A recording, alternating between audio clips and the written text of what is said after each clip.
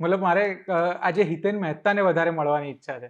મારી બેન મને હિતલો કહીને બોલાવે, મારી મમ્મી મને હિતુ કહેતા, અને હિતેન કુમાર એ બહુ જુદા કારણસર મૂકેલું મેં નામ હતું. મારું આખું નામ હિતેન ઈશ્વરલાલ મહેતા, પણ મેં કુમાર એટલા માટે એ વખતે અંગીકાર કર્યું હતું કારણ કે મારે કોઈ જ્ઞાતિના ડિફરન્સીસમાં નહોતું રહેવું. દરેક વખતે એ વખતે ત્રિવેદીઝ, એ વખતે કનોડિયાઝ, એ વખતે બધા ઘણા ઓલ રિસ્પેક્ટેડ પીપલ, પણ મને એમ થયું કે નહીં યાર, હું સર્વના માટે છું તો બધાને પોતીકું લાગવું જોઈએ. સો આઈ જસ્ટ એક્સેપ્ટેડ.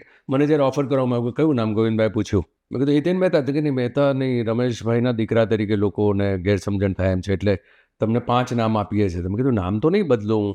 પછી એમણે એક નામ સજેસ્ટ કર્યું જે મારી સ્કૂલનું નામ હતું. મારું એકચ્યુઅલ સ્કૂલમાં જે નોંધમાં નામ છે હિતેન કુમાર ઈશ્વરલાલ મહેતા, એ હિતેન કુમાર પછી મેં સ્વીકાર્યું. અને આમ બેઝિકલી હિતેન જ છું, હિતેન જ હતો. અને બહુ અંગત મિત્રો મને હિતેનિયા તરીકે ઓળખે, અને જે હૃદયથી આવે એ રીતે વાત કર. બસ એકબીજાને ખૂબ પ્રેમ કરીને ખૂબ અદ્ભુત રીતે હૃદય ખોલીને વાત થાય એ જરૂરી.